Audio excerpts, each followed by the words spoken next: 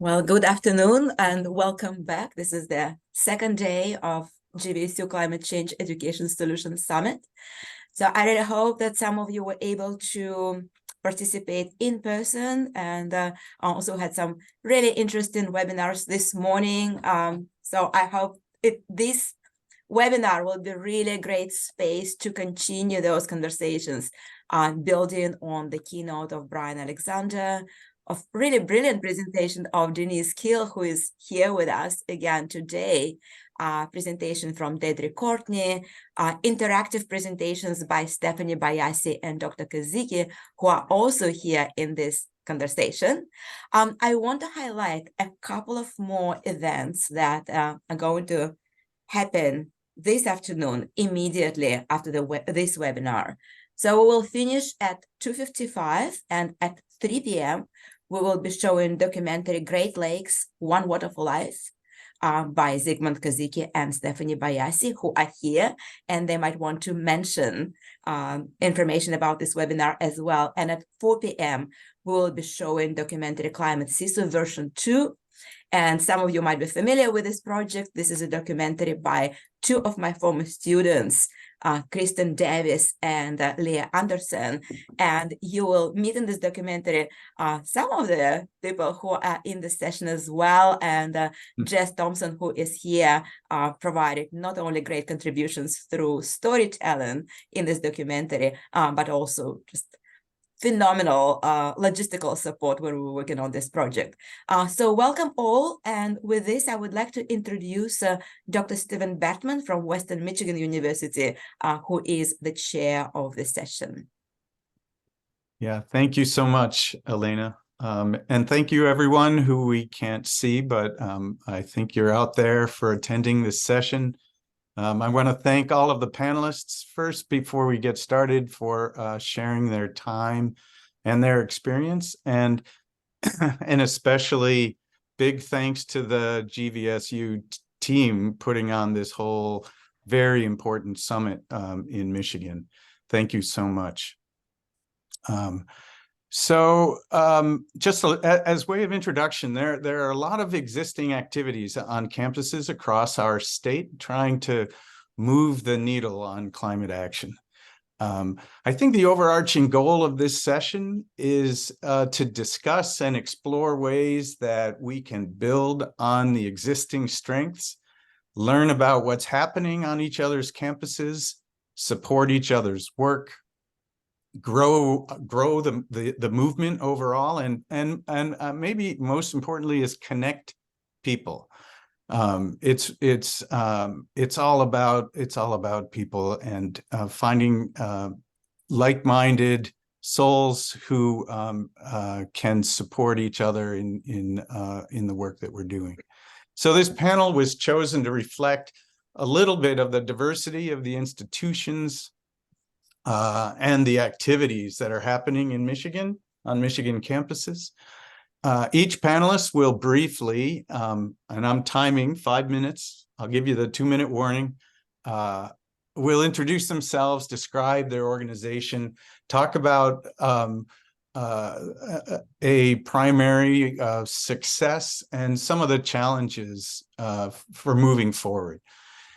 And then hopefully we will, if everyone stays on time, we will have time for answering some of the questions. You can put questions in the Q&A chat thing. So I'm going to lead off and talk about what's happening at Western Michigan University. I am an atmospheric organic chemist in the School of Environment, Geography, and Sustainability.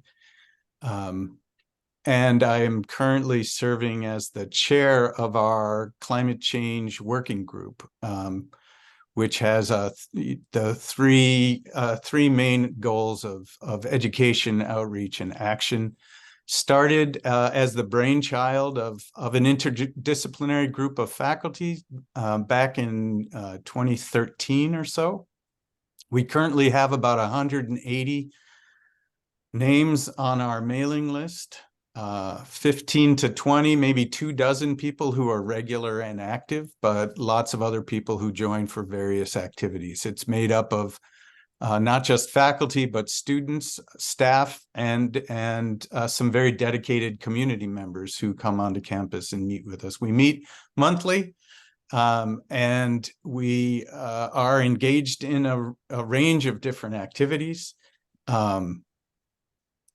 We've created a climate change studies minor that is open to any student on campus. We host monthly book club online, so we get participation from all around the world, actually, and that's a monthly thing that we do. We started a faculty fellowship program to help facilitate other colleagues to include climate change into their courses. We've hosted some pretty high-profile speakers, such as Bill McKibben and Mary Robinson, on campus, and these events are open to the public.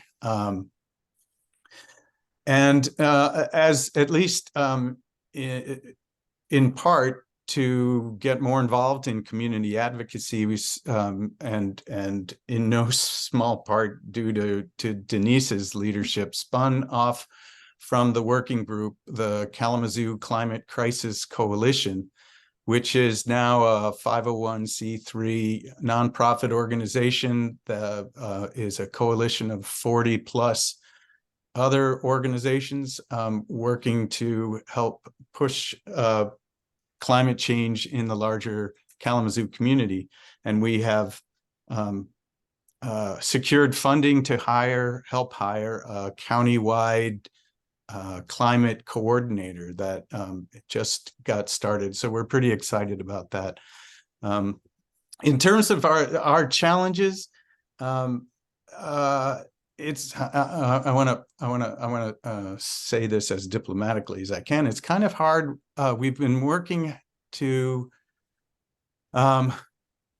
get our climate action plan on the campus off the ground, and have had a challenge, mostly because, well, at least in large part, I think, because there is no one in our administration that is a champion for doing this. So we really are pushing a greased stone uphill.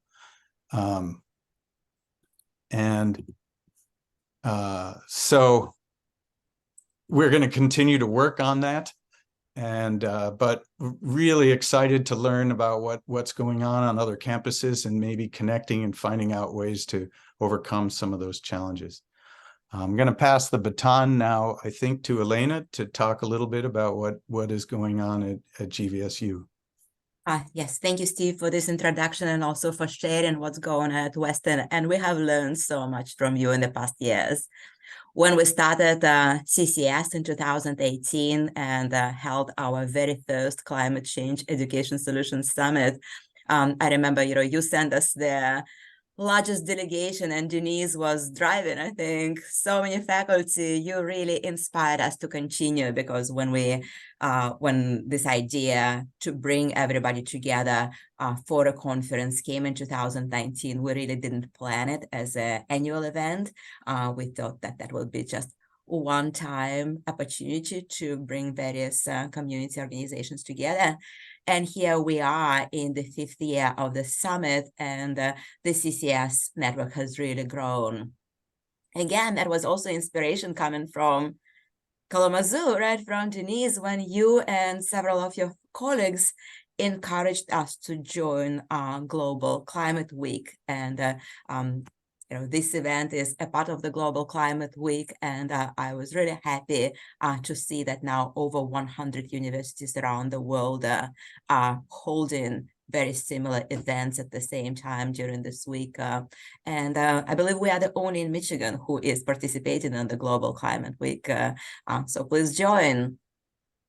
We are having conversations about, eventually hosting the Global Climate Week, and this is pretty exciting. I don't want right now to comment on anything else. Grand Valley is doing many great things in terms of buildings and infrastructure. I am not a sustainability officer, so I don't feel that I'm the best person to discuss those activities. But we have definitely grown a lot over the past 5 years, both through providing this space for the conversations, but also in learning how we are better engaging in our communities. And I'm reflecting on the preliminary results and outcomes and discussions from yesterday afternoon, when we had really great participation from the community. There were about 12 community partners who were hosting tables in the Climate Expo. We had really growing participation of the local organizations through the variety of webinars, through campus events. So this is really great. And students really want more of this. So the courses on climate change are full to the brim. We are running out of capacity. Our Dean Drake yesterday was discussing our very recent climate cluster hire when we were able to hire 4 faculty across different departments in geography, geology, biology, and Water Resources Institute. And at the same time, our College of Interdisciplinary Studies also was able to hire another faculty also with expertise in climate change. So 5 faculty come in to work on climate change on the same year. I think it's pretty remarkable. So I'm looking forward for growth. Challenges, we can talk about it more. I know that will be probably next question in the discussion, but yes, we have also plenty of challenges. And with this, I'm going to pass to the next person. That's Tom, I think, if you're ready. Yeah, I'm ready. What do I do that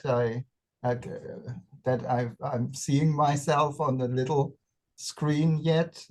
But that's fine. I'm Tom Wasmer, a dual citizen of the US and of Germany, and a professor of biology.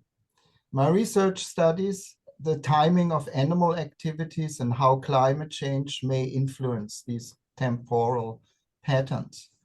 For the last 13 years, I've worked at Siena Heights University in Adrian, Michigan.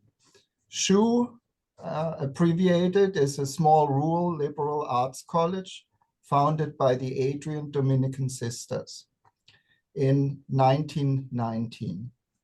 We serve about 1,300 students on the ground and online, so pretty small entity. And the biology department where I work has 4 professors. So just to give you an idea about our organization. About achievements and challenges, as the chair of the Sustainability Committee, I run an environmental documentary series for the last 8 years and incentivize students by providing extra credit to watch selected documentaries covering all aspects of environmental issues and solutions. I also have been organizing the William Isa Endowment Speaker Series on the environment for the last 8 years. Our series features diverse voices from Stanford professor Mark Jacobson to Project Drawdown's John Foley to Jacob Lebel, one of the plaintiffs in Juliana versus the US, and to the Sunrise Movement this fall. While we are doing well educating our students about the climate emergency, we and myself fall short in direct climate campaigns and direct action.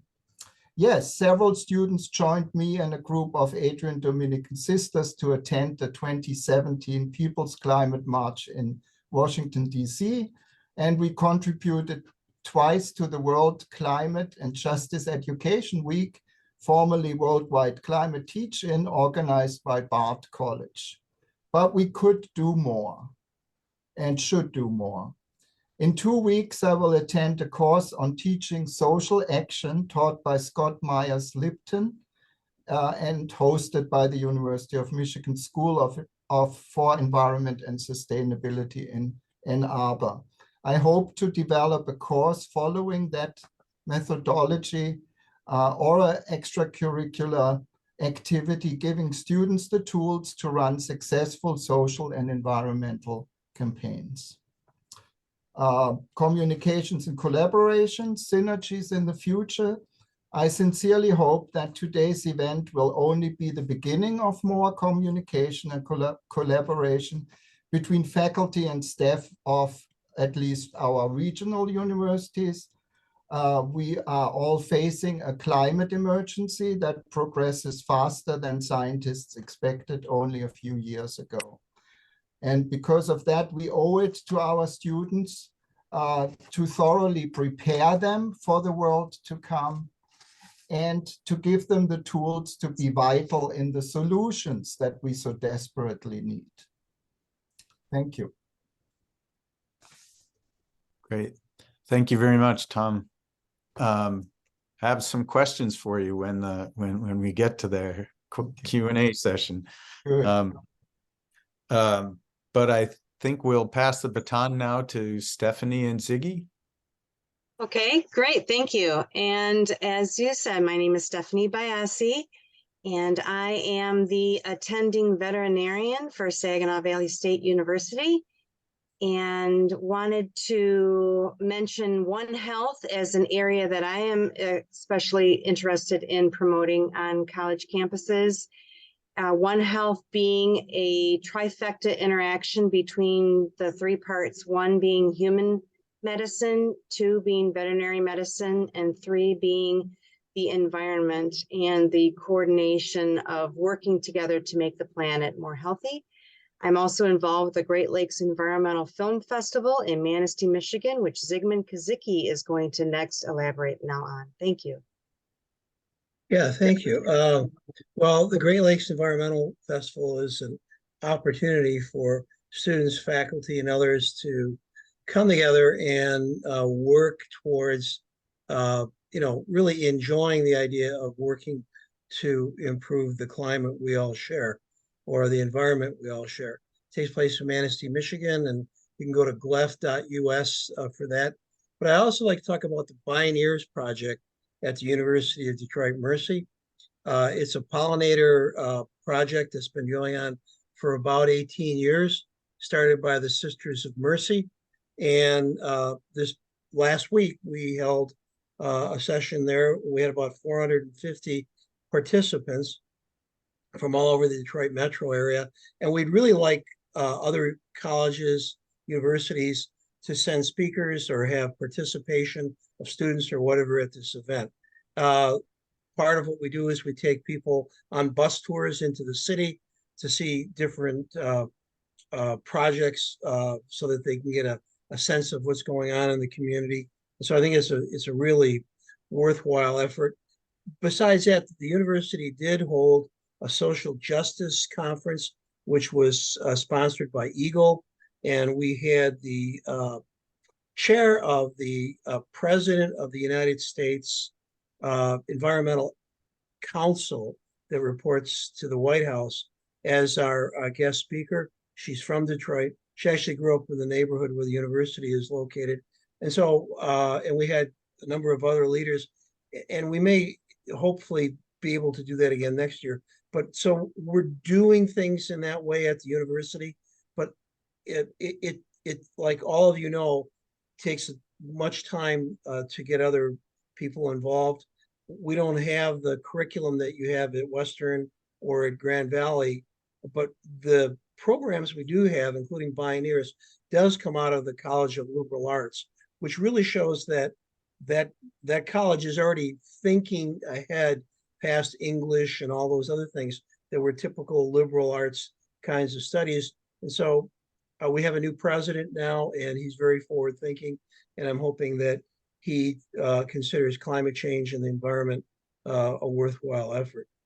So that's about all I can share right now. Stephanie and I are movie makers. We're going to be in Taiwan and Japan and Poland very soon, talking about One Health and promoting the idea of One Water also, which is another element, which you can see in the movie that's going to be on later, Great Lakes One Water for Life. And if you can't see it today, you can go on YouTube and get it. But it looks at the Great Lakes region and all the issues we're facing. And I think it hopefully will get people encouraged to get more involved in this natural resource that we're all very much benefiting from. Thank you. Thank you. Thank you to both of you. Again, also have some questions for you. But we'll move on to Jess Thompson from Northern Michigan. Great. Yes, I have lots of questions for everyone as well. Good afternoon. Thank you for joining. I'm Jess Thompson, a professor in the College of Business at Northern Michigan University. I also wear the hat of being the director of our Sustainability Hub, which has a very sweet acronym. It's the Sustainability Hub for Innovation and Environment, SHINE. It's new. It launched after more than a decade of our Sustainability Advisory Council working to say we need to institutionalize sustainability at our institution.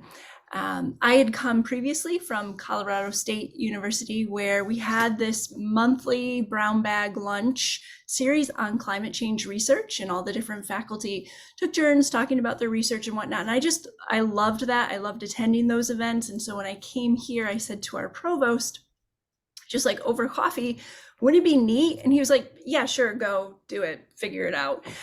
So we did, and we've had this fabulous thing. We call it the Northern Climate Network.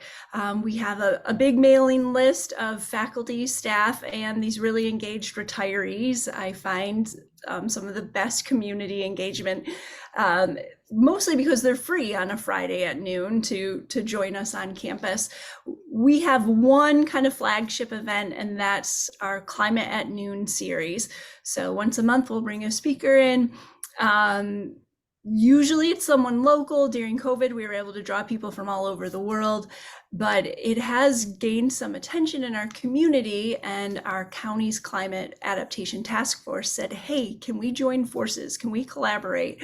We're looking to increase our outreach and public engagement, and it looks like you've got this avenue that's working. And so that's been wonderful, because they connected us with a donor who said, we want to keep seeing this happen. How can we help you? And we're like, well, we're just like a ragtag group of volunteers.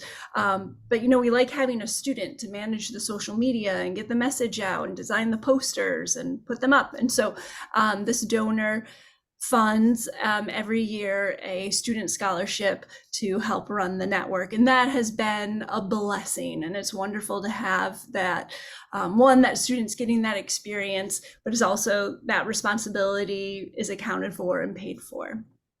And I will say, like, I know this is coming up on Friday. Our last Climate at Noon was about climate anxiety, and it drew a huge crowd. It was standing room only. We actually had to go out into other classrooms and try to scramble some chairs. I sat on the floor. So these are issues that are definitely very pertinent for students, staff, faculty, and community members. We've also had topics that tend to focus around policies. Our state rep, Jen Hill, came and talked about what was happening in Lansing, but we've had student groups present about things they're doing. The whole point is that we facilitate this forum for climate change communication and climate action, or collective action, in our community. One of the other major projects that I've been working on for the past 2 years is our university's carbon neutrality plan. This really started as a petition from a professor to our then university president. And at the time, that president had the wherewithal to say, I'm not going to sign anything until I know what we can do. So tasked the vice president of finance and administration with leading a task force. And just this month, we were able to share out the draft plan with campus, and we've been hosting listening/information sessions all month. And the big input we're getting is, where are scope 3 emissions? And so actually, this was 2 days ago, a member of the board of trustees knocked on my door and said, how's that carbon neutrality plan going? How are those info sessions? I was like, they're going well. We're getting a lot of feedback just about scope 3. So he goes up to the vice president's office and says, when are you going to do something about scope 3? And I was like, oh, this is so cool. So I tell everyone this is the time to be at Northern, because we have, one thing Steve mentioned is like having someone in administration who can move things forward and is a champion. And we have a couple climate champions on our board, and we have a new president that we're really excited about. So our next step is to see if we can get some sort of scope 3 inventory. This brings us to the challenge. If you need to write a strategic plan, communication coordination, like I'm your gal, I've got that strength. But when we look across our entire campus, we don't have anyone with carbon accounting or greenhouse gas inventory expertise. So that also created an opportunity. I reached out to some colleagues at Michigan Tech where they actually train students. They actually have a student club that does this, their Green Campus Enterprise Club.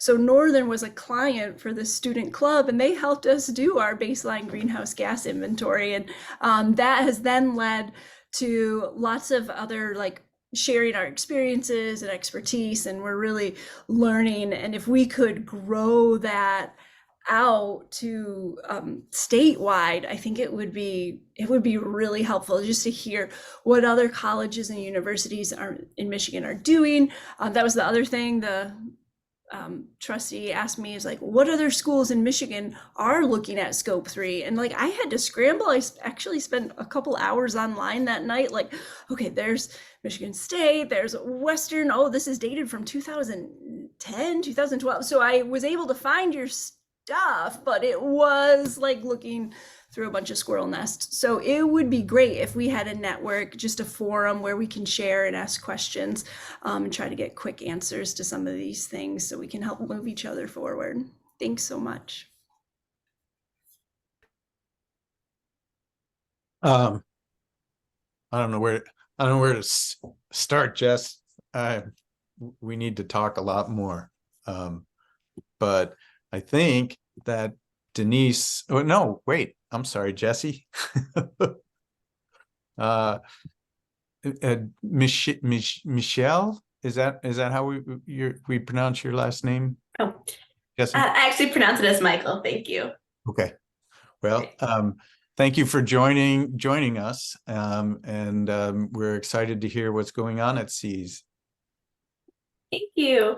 Well, good afternoon, everyone. It's a pleasure to be here. My name is Jessie Ostro-Michael. I use she, hers pronouns, and I am a postdoctoral research fellow in the School for Environment and Sustainability at the University of Michigan.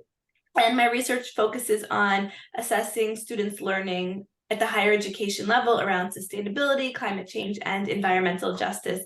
And I'm here to chat with you today on behalf of my supervisor, Associate Dean Michaela Zint, as well as two of our grad students working with us, Taylor Valentine and Maita Elianzo Pinedo. And today I'm excited to share with you a bit about our most recent initiative, which is the Advancing Climate Education Initiative, which really looks to advance and infuse climate change education throughout the University of Michigan. So this initiative grew from our deep belief that students must be prepared to address the climate crisis, regardless of their career paths. So in CCESS, in the School for Environment and Sustainability, we're preparing our students who are committed to this field. But what about the students, as mentioned by many of the great panelists thus far, in other disciplines of study that don't traditionally have exposure or access to learning about this topic? So Associate Dean Zint collaborated last year in fall 2023 with associate deans from throughout the university to create a proposal that was funded to essentially get this initiative funded so that we can get this initiative supported underway. And to do so, we taught a class because we felt it was really important to have students help co-construct the event, which was a seminar that happened last spring, and that was really the kickoff to this initiative. So it was sort of this class that led to this larger event. The event had over 150 participants from throughout the university. We had students both at the undergrad level as well as grad level, both master's and doctoral students. We had faculty and staff representing over 16 of the University of Michigan schools participating. And this event was an interactive hands-on session where participants could learn about the current climate education efforts taking place on campus, but also brainstorming ways to improve climate education on campus further. And resulting from this event was a set of 4 recommendations that we published in a report. The 4 recommendations are to support faculty, climate education, professional development, to transform the University of Michigan into a campus living lab, to integrate climate education across the University of Michigan's curriculum, and to adopt climate education for student success. And these recommendations came from several phases of sort of reiterating over and over again. We worked with students, we worked with a task force, multiple different constituents to help us develop these recommendations. And I will actually, when I'm done speaking, post the link to a report that we recently published that we're very excited about. I'll post it in the chat. This report really summarizes our entire initiative and also lists these recommendations. Great. So some accomplishments. We had really positive feedback on our event. Participants remarked how it gave them the opportunity to learn what others on campus are doing. We often have, isolated pockets doing this work, and the whole school approach is not something that we are doing quite well at the time. So really gave participants the opportunity to learn what one another are doing, form relationships, network with one another, and also work together to have conversations about how we can build upon the work that one another is doing to further build out, to make this more robust, to advance climate education throughout the university. We also have a new president who, President Ono, comes from University of British Columbia, who has been involved with climate education. So we're also excited to see under his leadership how we can advance this further. But some of the challenges that we're facing, limited funds. So we're, doing this on a shoestring budget, and really to be able to have staff to fund an initiative like this, to leading up to the event, hosting the event, and also doing assessment work, assessing event productivity, but also like long-term how we can take the recommendations and move them into action. So funding has been a challenge. Also the coordination across units. I had said that we don't follow a whole school approach well, the way the literature boasts and supports. And so having sort of, as I said, pockets of places on campus, units and departments not speaking to one another about their climate change initiatives has been hard to kind of get people to work together towards this common goal throughout the university. So moving forward, we are hoping to do another event this coming spring. As you can see on my background, this time we're focusing it specifically on climate anxiety. So leadership for turning climate anxiety into action will be the theme of our next event, which we're very excited about. So we hope to follow a similar model. We hope to take the recommendations from our previous events and employ those into this new event to strengthen it, and then also again use this new theme, something that is really important to us on campus now, as we know that students kind of have this doom and gloom approach to climate change, how we can empower them to be leaders for anxiety into climate action. We recently also hired the University of Michigan's first ever associate vice president for campus sustainability, and we're in the process of hiring a vice provost for sustainability. So these two champions, in conjunction with our new president, we're hoping can really support us in advancing this initiative forward. And in terms of collaborating, we're really interested in this work that we're doing and would love to do some sort of inter-campus event. So we've been focusing specifically, as I said, on the University of Michigan, but it would be great if we can come together and have some sort of inter-campus collaboration, how together we could advance climate education throughout the throughout the state, the state of Michigan. So thank you all for sharing. I've really enjoyed learning from all of you, and I will pass it over to the next one. Thank you. Thank you so much, Jessie. I guess Denise, now you are on. Well, hello. Oh my goodness, how inspired we all should be already after hearing all of this activity that is going on. I am so honored to be here with you today as the only one without a formal appointment at a university anymore. As I think most of you know, I was a professor in political science at Western Michigan University for about 14 years and chaired the working group that Steve is now ably handling for, gosh, about 8 or 10 years, a long time. We did this work together from that vantage point. And then, of course, founded and led the Kalamazoo Climate Crisis Coalition. And a year and a half ago, I transitioned into directorship for the Michigan Climate Action Network. And I think every day about what Denise at WMU and in KCCC needed, right? And that's what I am now here a year and a half after trying to figure out how to run a nonprofit on my own, how we can now reach back and support those folks. And so just really quickly, the mission of the Michigan Climate Action Network is to amplify, connect, and support the people and organizations and communities that are demanding urgent, bold, and equitable solutions for a just transition to a resilient future. And our core role is amplifying, is being the megaphone. You can all see why I took this job. I get to have a megaphone, right? About getting all of your actions out there and showcasing the positive solutions-oriented work that all of you are doing. And the second kind of backup role is that connecting piece about things. So how are we connected together? I find it fascinating that, even when I was at Western, you think you're so connected. I knew about so many of you, but we didn't regularly talk or share ideas or support each other. And it's exactly the same thing when we look at the community groups, right? There are like 20 different community groups across the state, in Kalamazoo, in Grand Rapids, in Marquette, in Oakland County, in Lansing. They don't talk to each other, right? They kind of know about each other, but they just don't have the time to do those things. And I feel like I am perfectly positioned in this new role to take on some of that overall collaborative innovation and connecting us. Our overall impact, where I see why I want to connect these activities is we want to make sure our state meets or exceeds all the goals that are in our My Healthy Climate Plan. We have a state climate plan. It is pretty good. I think we could do even better. And I do believe the only way we're going to get there is having our local communities and educational institutions really building into that plan, right? Every city and every college, which is mostly a lot of times your own little city, has unique challenges and solutions like you've all just discussed, right? And we have to really figure out what we're doing well in those pieces so we can have any chance of feeding those into the state process and making that plan as best as it can be. I was honored to give a talk with the folks who were in person yesterday, and one of the highlights that I've been looking at is some research from the North American Association for Environmental Education.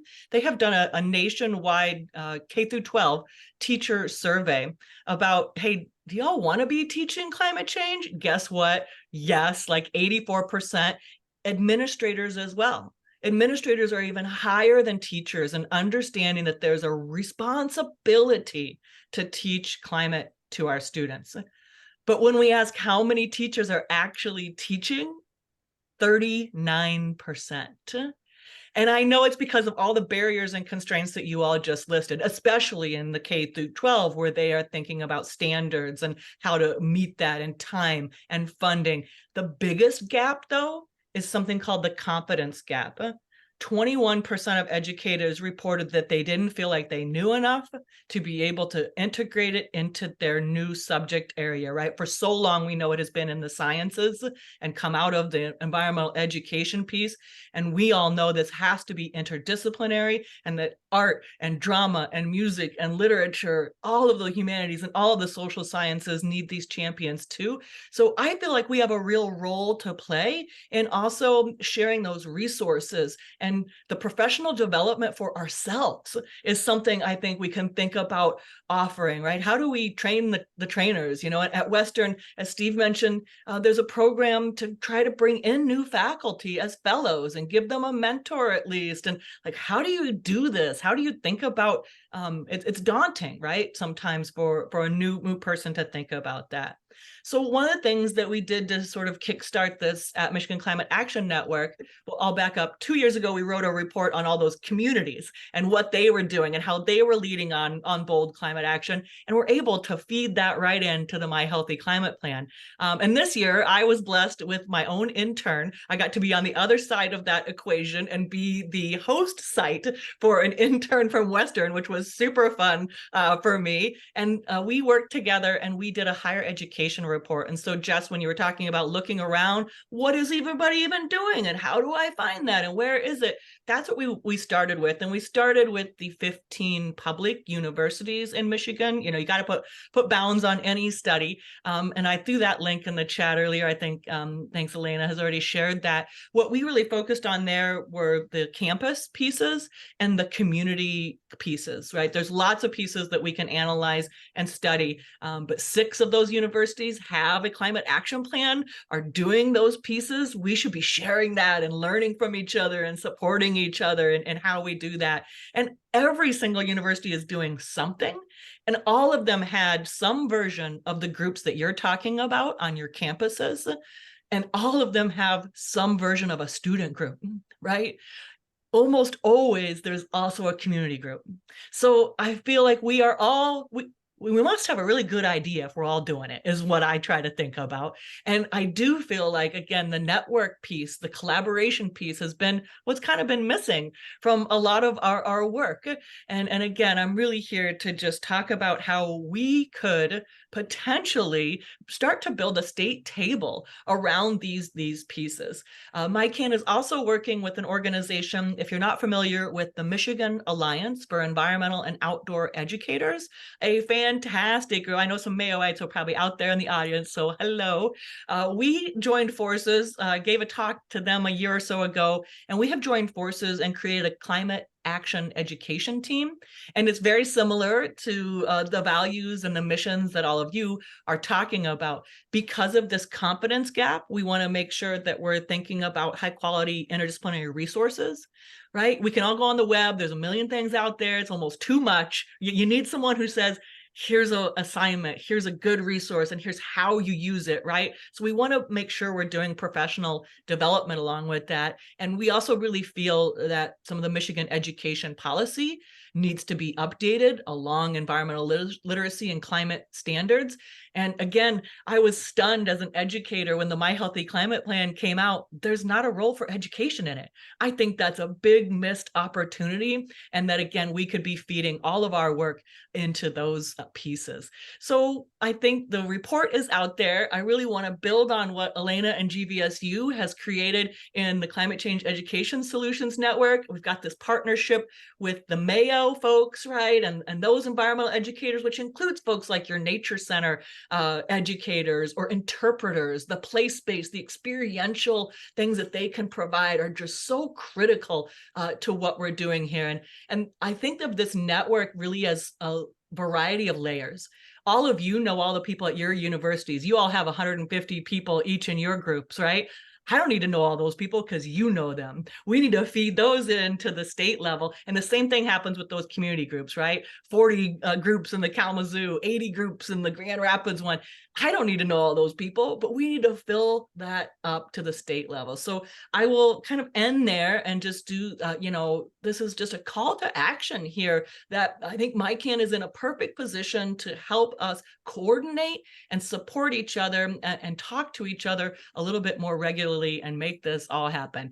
The one other thing that Mayo and I are doing right now is a survey of educators. And so I'm going to put that link in the chat so that we can start to more formally understand who we all are, where we're coming from, what are those challenges, and what are some of those successes. So let's maybe open it up, and I hope I didn't take too much time there, and talk through what we should do as a collaborative unit and where we go from here. Always a pleasure to listen to you talk, Denise. Thank you so much for all your work and for the work that MyCan does.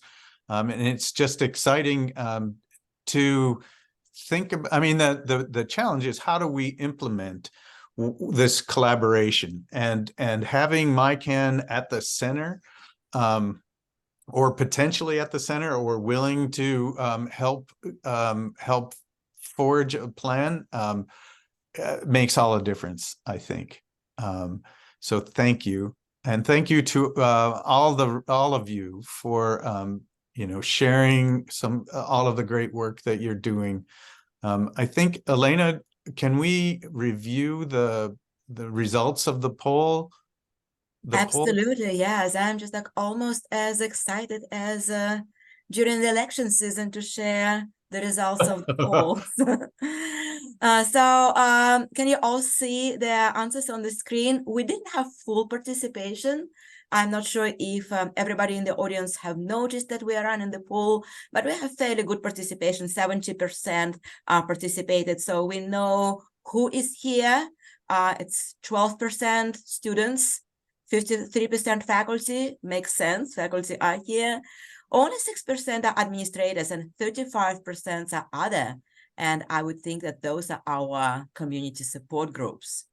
When we are looking at the geographic distribution, we see that 94% of our audience are in Michigan. That makes total sense to me. And we have 6% out of the state in the US. When we are looking at the pattern of the universities, the distribution of the type of universities who are participating today, have 59% of our audience is in public universities, 6% is in private, 6% is in K-12. No community college faculty have participated today. 12% are informal educators and 18% are none of the above, probably not educators, but are still very interested in this topic. So let's talk a little bit about what we have learned from this poll, and then I will share, let's just maybe have a quick comment if you have any, and then we can move to the next poll. Can I be So this optimistic? 59% of public universities, what does it tell all of you, who is here and why we're here? The glass is half full. Very true. It seems like we could do a better job reaching out to our community college partners and colleagues, and I think that's an important lesson. Well, Well, are we ready for? Yeah, go ahead. Stephanie and I both worked in community college for a number of years, and so we have a understanding of what goes on there. Yeah, I think their goals seem to be more about the community and less about the state. And I think that may be one thing that we have to consider. Is they're going to be much more conscribed to their community issues.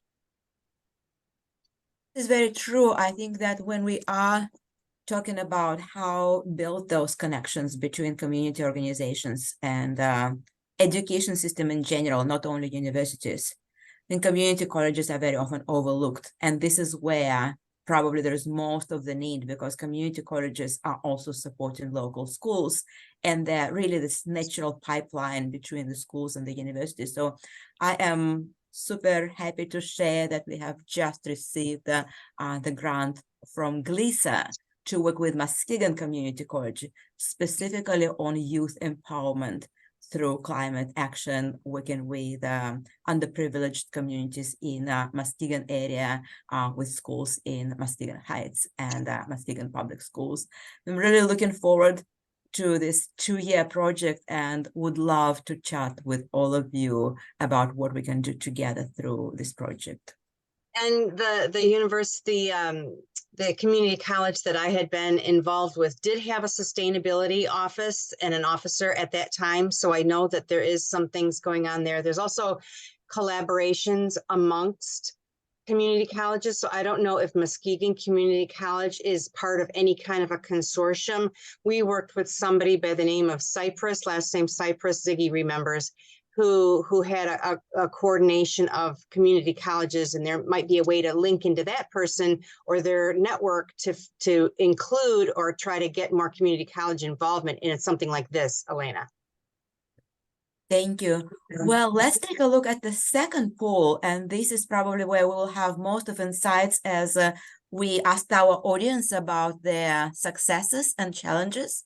And I want to make sure that you all see the results on the screen. We have a little bit less of participation in this poll. 56% of our participants logged their answers. And clearly we see that most of successes are coming from the new course in the curriculum. And this is probably at least the way how we see as faculty. This is where we see most of our success because the majority of our participants are faculty. So 50% identify success as new courses and curriculum, 14% identify success through student activism, 21% engage in the outside community, and 14% other. This does not have to add to 100% because there were multiple possible answers. When we are looking at the biggest impediments to further progress, we clearly see that lack of time is coming first. Faculty seem to be overloaded. So 50% have identified lack of time as the major problem. 14% see the problems mainly associated with the lack of support from school administrators. We really didn't see any lack of interest of the faculty, 0%, this is great.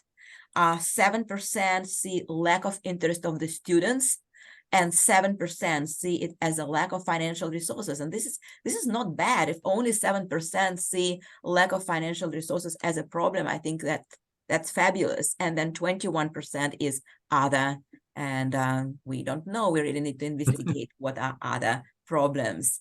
Any comments? How we can interpret this data?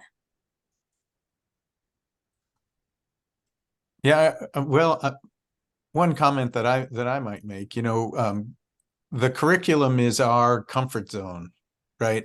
It's what we do, it's what we know how to do, and we're comfortable doing that. And I think that, one big challenge is getting beyond the curriculum and reaching out beyond our comfort zone. Denise, did you want to comment on that, or? I did, but Ziggy had his hand up first, so go ahead, Ziggy. Oh, I didn't see that. Oh, I was just going to say that, one of the reasons that curriculum, and I'm glad you brought this up, thank you, Steve, is shaped the way it is there's certifying groups like the Higher Learning Commission. If you have a program that certifies your particular discipline, and they, I think, oftentimes don't see climate or environmental issues as being a part of their narrow thinking. And so in order to really get all of the other entities in place, I think we need to start approaching the certifying groups and asking them if they would start looking at climate and environment as something that can be moved into some of these curriculums, because there's only so many slots open, and the registrars at all these schools are trying to move people through, and there isn't room for that extra class in somebody's advancement plan to progress to graduation, because it's not built into the curriculum, and it's not built in the curriculum because the certifying body doesn't recognize it or doesn't see it as something that they should be weaving into the process. So I think that's part of where we need to go, is to look at maybe getting an inventory of all the certifying bodies for colleges and universities and seeing where are they on this subject. Yeah. And if they aren't, then maybe we need a dialogue with them. Yeah, great point. And related to one of the questions in the Q&A about the New Jersey system of. And Steve, Jessica has been raising hand for a long time, so we're going to first. Yep. I was going to ask Denise because she had her hand up first, and to Jesse.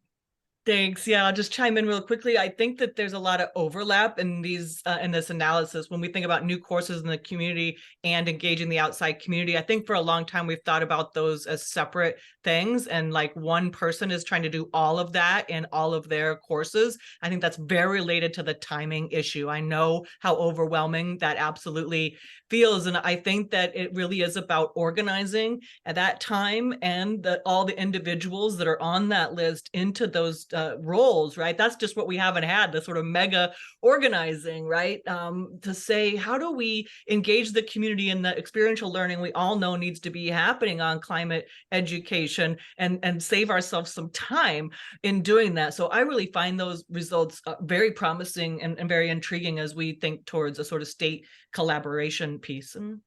Right. Yeah. And Jesse, maybe you're going to enlighten us about how you're handling that in Ann Arbor.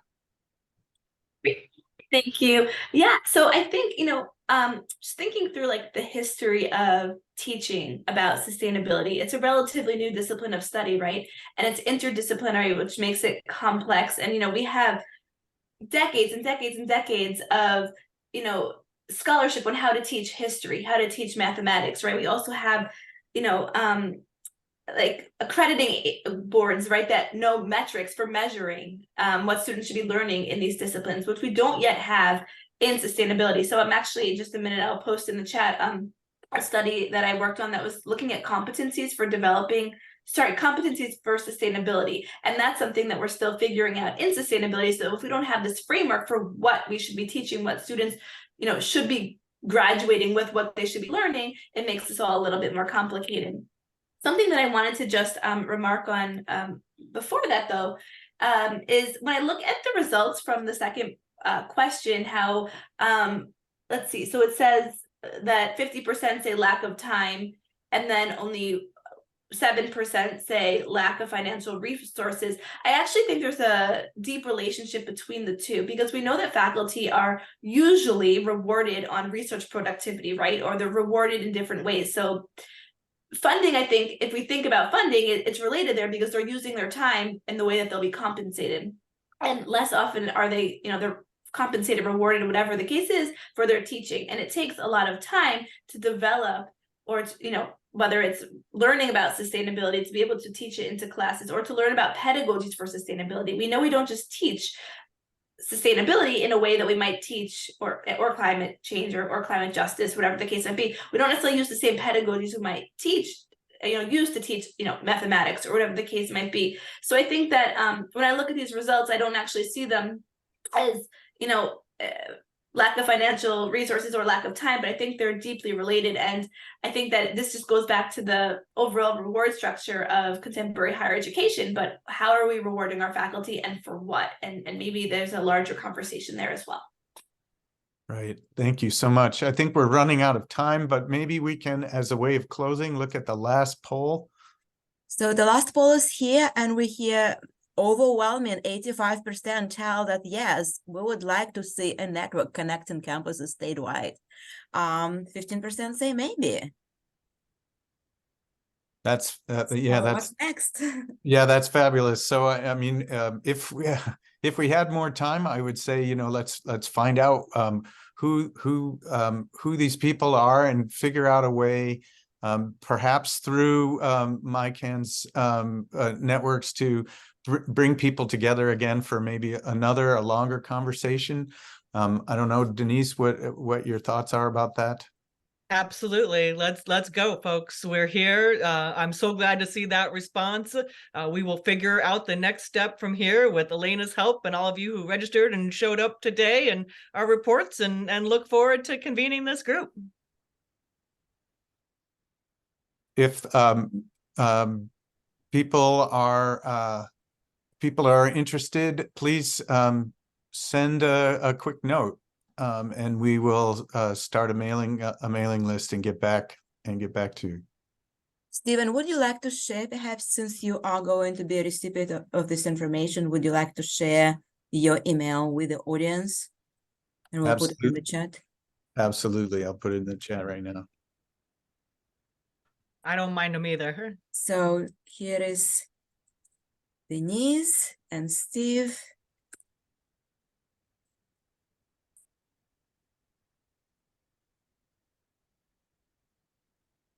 I think you have enough of my email as you are receiving all the updates of CCS, so I'm not putting it here. And I see that Jessica was sharing a fabulous publication, and I'm also sharing it with everyone as well. So I see that we have a couple of questions in the Q&A, so maybe we can take them really, really quickly. Otherwise, you know, these questions can be just directed to specific faculty if they're more targeted.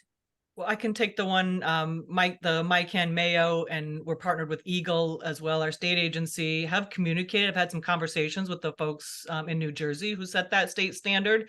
We are learning a lot about what went well and maybe lessons learned from that, but that is absolutely one of the goals of that of that partnership, to work on some of that state policy pieces and what do we need there. And we want to make sure it will be helpful is our main goal there. Right. It'd be interesting to see how this climate literacy bill shapes up and whether it actually accomplishes what it needs to accomplish. Well, thank you all. Fantastic conversation. I know that we are running out of time and ready to go and watch the movie in a few minutes on the next link. So thank you all for your wonderful contributions, and I'm just looking forward to continue those conversations, hopefully very soon. Right. Thank you, everyone.